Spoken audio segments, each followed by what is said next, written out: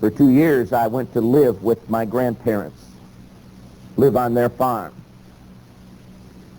My grandma was the kind of lady that said, whoever's here works. So first thing they did was give me some jobs. How many of you had parents or grandparents like that? Boy, there was no free ride. If you're going to be here, you're going to get right to work. First thing she did was give me some jobs. I'm 8 years old. First job was to go out and pick up the eggs every morning. Everybody here ever pick up eggs? Terrible job, terrible job. I mean, every morning, me and these hens had a battle. I was sent to get the eggs. They didn't want to give the eggs. And boy, I'm telling you, she'd had these hens, and you know, several hundred of them. And boy, were they mean. And I'd go out there and try to get under them, and boy, they'd peck, and man, I got my hands tore up. How many of you ever got your hand pecked really good trying to snatch an egg? Finally, I decided enough of this nonsense. What I did was take a ball bat, went along the outside wall of the hen house and beat it on the, I mean, they're on one side, I'm beating on the other side. I walked in, here's all these hens walking around like this, wondering what happened.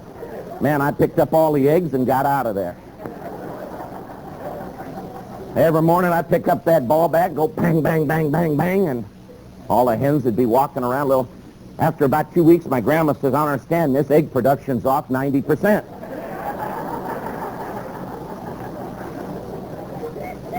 I said, you can't trust those chickens, I'm telling you.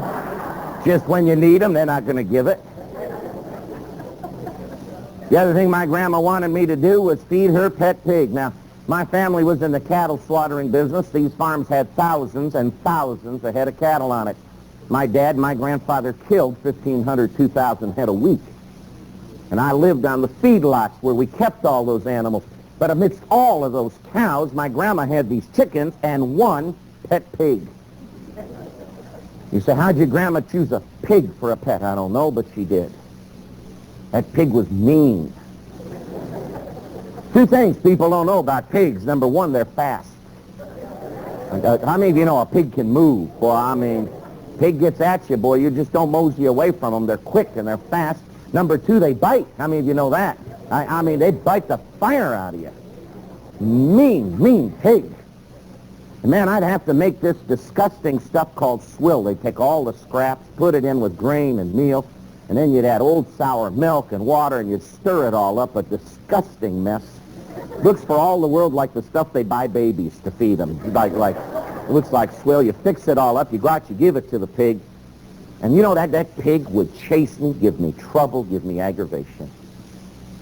One day I said, you know, there's got to be an answer. I answered my problem with the chickens. I'm going to answer my problem with that pig. And for the life of me, I couldn't think what to do. And my cousin John would come over and I'd say, John, you think about it. Somehow I got to train that pig. I'm done running. I'm done getting bit. I'm done being scared. I got to have an answer. John said, man, whatever you do, don't mess with Grandma's pig. She said she likes that pig. And she said, man, you mess with that pig, Grandma will take you apart. I said, that's right, I'm going to come up with an idea. And man, I thought about it. And after a couple of weeks, I came up with a good idea. That pig every day did the same thing.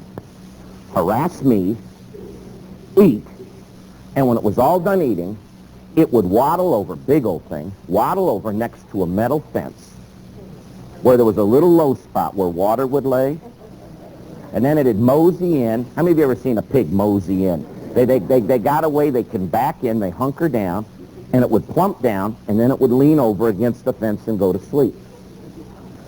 Now, I didn't know a lot, but somewhere, 8 years old, I had found out that metal would conduct electricity. I knew that. So I said, John, there's one great big long coil of cord in there, and what we're going to do is string that out. Now, while I knew metal took electricity, I had no knowledge, none, that there was different voltages of electricity. It's a big old fat cord with a funny three-pronged head on it.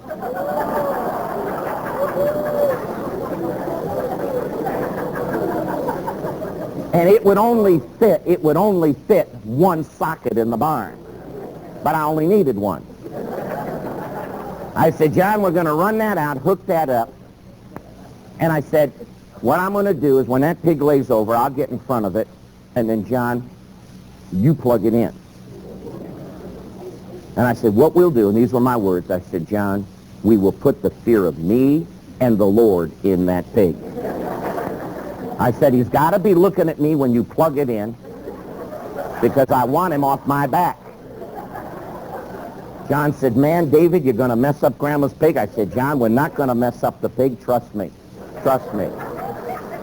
The next day, man went out, collected the eggs, bang, bang, bang, got them all. Went over to take care of the pig, and I thought, I can't wait for today. Stirred that. I mean, I was set. Went out, poured it, got chased, got bit, got harassed. I thought, last day this will ever happen. While the pig's eating, John and I are running the cord.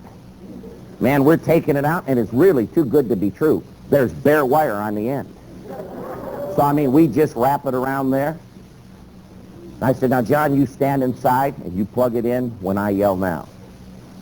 Pig eats, moseys over, saddles in, just nestles down, then raining a little bit, it's wet there, saddles in, and lays over against it. Now I walked over, and I didn't count on how quick that pig had closed its eyes. So I walked over, you know what you do, you pick up some mud and stuff, and you wing it at him, throw a stone or two. I mean, I want his eyes open so he knows who did it to him. Finally, I get his eyes open, and I yell to my cousin, now, John, now!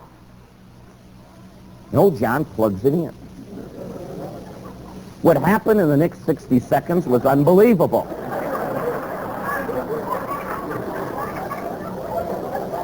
That juice hit that old pig, and his feet went, and sparks come out the bottom.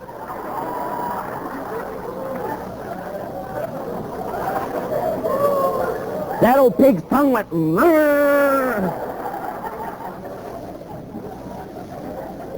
his ears, which are normally up, went out sideways. I mean, he's like,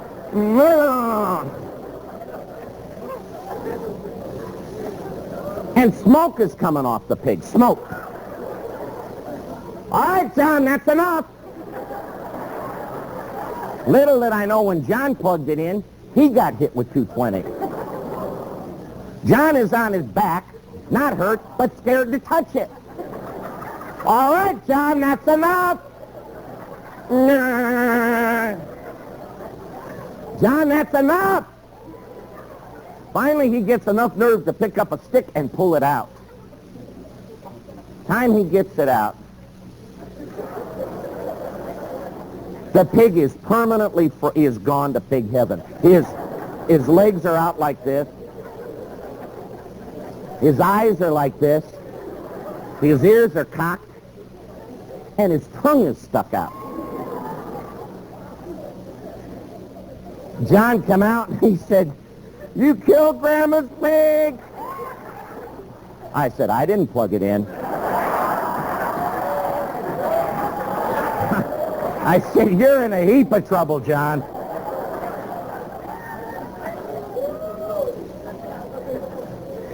I said, Grandma's going to kill you. Look at that. Oh, and John went to pieces. He said, we're going to... I said, now hold it. I said, our plan needs an adjustment. And you know what you do when it doesn't work? You start covering up. Instead of saying what we're trying to do isn't working, you try to cover it up. I said, I'll tell you what we'll do. I said, first of all, I said, we got to get those legs down. No pig ever died like this. So, I mean, we're out there standing on them, trying to get those legs down. John said, look at its eyes. I mean, they're like, yay, they're just, I mean, I never saw pig eyes like that. I said, go get Grandma's pincushion. I don't even know what a pincushion is, every grandma. I said, we got to get those eyes closed. Took them in, I mean, got her pincushion. We're pinning them down, packing them with mud. And he said, look at the tongue. Man, we got a stick. We're trying to get that tongue back in there. Was all said and done, Didn't look good, but didn't look bad. Best you could do. I said, now, John, that pig's been around here a long time. It was time for him to go anyway. Grandma just found out. So, man, when I went in, I told my grandma, I said, you know, I don't know much about pigs, Grandma, but that pig didn't look like it's feeling good today. Now, don't you all look at me like that. You've all done a cover-up or two. I said, pig don't look too healthy today. Well, she said, I'll check him later. I said, yeah, I don't know, maybe he's not feeling well. Then she didn't go out.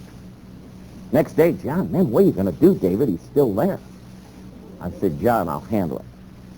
Pour the swill out. Of course, ain't no pig to chase you now.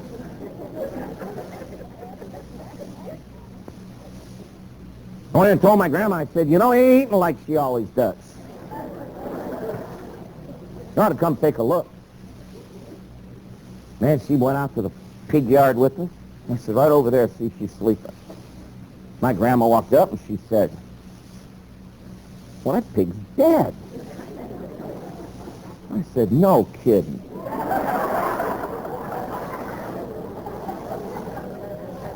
You think so? Poke it a couple times. Now, she was buying it. Old John's in it now. Yeah, I believe it is dead. My grandma said, well, I'm sorry that old pig died. I like that pig. I said, yeah, I know, but they all go sooner or later, you know. Then she said, pull it out away from the gate. So now grab feet, pull it out. And I never thought about the fact there were grill marks.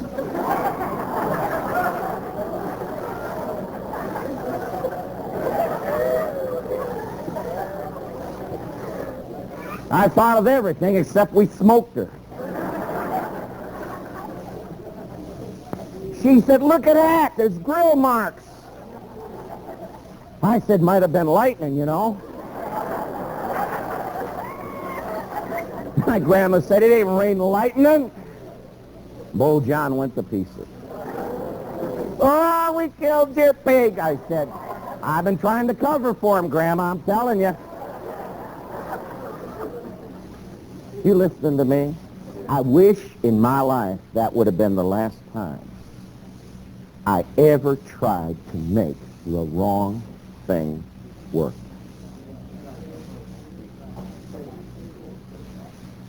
But you know what happens?